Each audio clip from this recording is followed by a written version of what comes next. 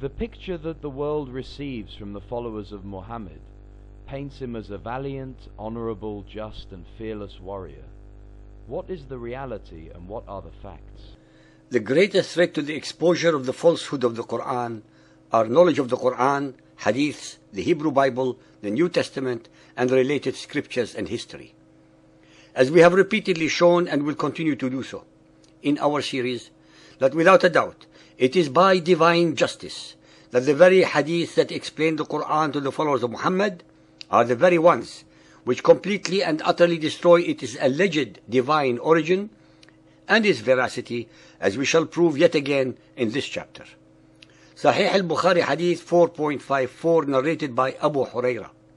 The Prophet said, "By him in whose hands my life is, I would certainly never remain behind an army unit setting out in Allah's cause.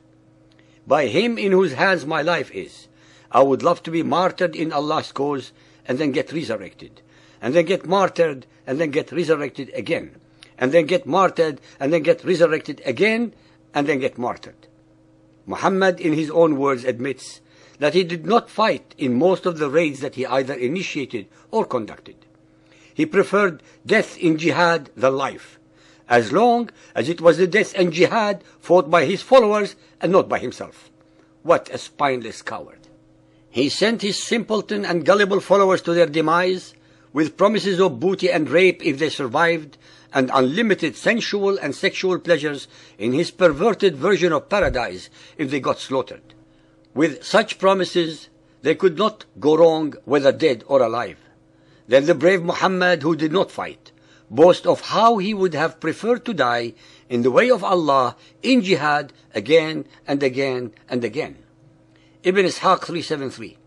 The apostle wore 2 coats of mail on the day of Uhud, and he took up a sword and brandished it, saying, "Who will take this sword with its right?" Muhammad did not get into the pitch of battle, but retired to the top of the hill surrounded by his bodyguards. That is why he gave his own sword to someone else to fight with. It is obvious that Muhammad was no Alexander the Great, nor a Julius Caesar, but a pure coward who had to wear 2 coats of mail, even though he had no intention of exposing himself to danger, but relying on others to die for him, his ideas and his fraudulent promises. Sahih al-Bukhari Hadith 4.276, narrated by Al-Bara bin Azib. The Prophet appointed Abdullah bin Jubair as the commander of the archers who were 50 on the day of the Battle of Uhud. He instructed them, "Stick to your place. You should not leave your place till I send for you." When the infidels were defeated, by Allah, I saw the women fleeing, lifting up their clothes, revealing their leg bangles and their legs. So the companions of Abdullah bin Jubair said, "The booty, O people, the booty! Your companions have become victorious. What are you waiting for? Now." Abdullah bin Jubair said, "Have you forgotten what Allah's apostle said to you?" They replied, "By Allah, we will go to the enemy and collect our share from the war booty." But when they went to them, they were forced to turn back defeated. At that time, Allah's apostle in their rear was calling them back. Only 12 men remained with the Prophet, and the infidels martyred 70 men of us. Then Abu Sufyan, the leader of the unbelievers, asked 3 times, "Is Muhammad present among these dead people?" The Prophet ordered his companions not to answer him.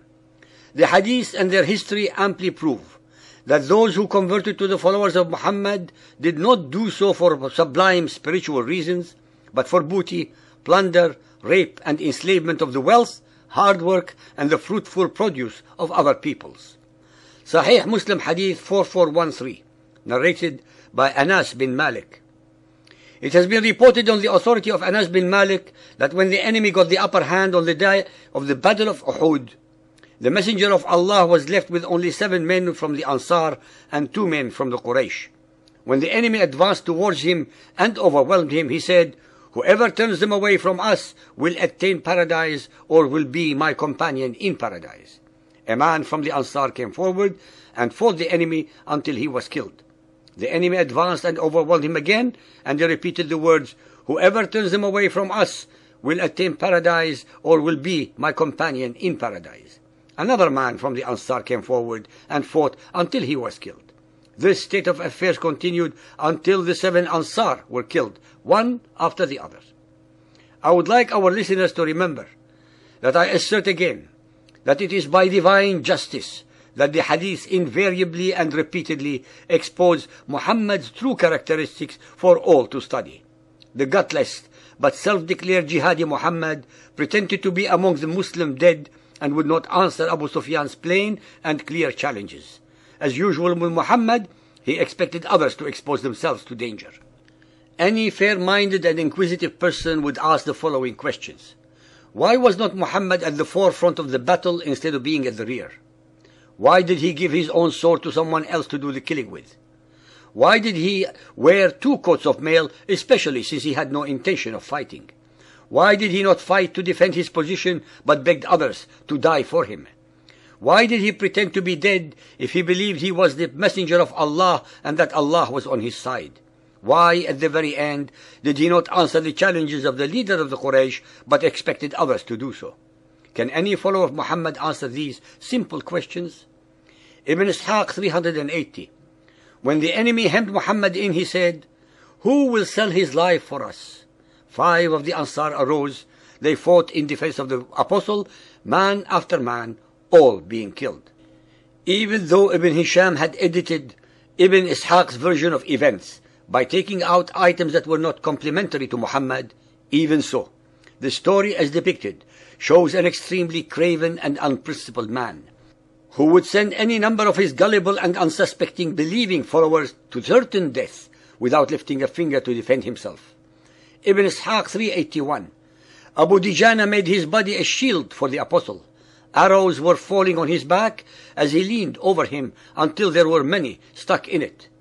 The first man to recognize the Apostle after the rout, when the men were saying the Apostle has been killed, was Ka'b bin Malik. According to what Al-Zuhri told me, Ka'b said, "I recognized his eyes gleaming from underneath his helmet, and I called on the top of my voice, 'Take heart, you Muslims, this is the Apostle of Allah.' But the Apostle signed to me to be silent. Muhammad, who was pretending to be dead, signaled to him to be silent because he did not want his victorious enemies to know that he was still alive and may attack him again." Believers and unbelievers, please remember that all these ahadith were not written by the enemies of Muhammad, but written by the followers of Muhammad, and they are telling the facts as they saw them at the time. It was Muhammad who ordered the murder of Ka'b al-Ashraf and Asma bint Marwan, both of them poets, the former 120 years old man, and the latter a woman with a suckling child, who criticized Muhammad's slaughter of the Quraysh leaders at the ambush of Al-Badr. It was Muhammad who always had others among his followers to do his dirty work, just like the modern heads of the mafia crime syndicates. Ladies and gentlemen, when the ahadith are studied carefully, they single-handedly help obliterate and destroy all the myths of chivalry, bravery, compassion, intelligence, knowledge, veracity, miracles, etc., that were later concocted by the thousands on behalf of and heaped upon the undeserving persona of Muhammad.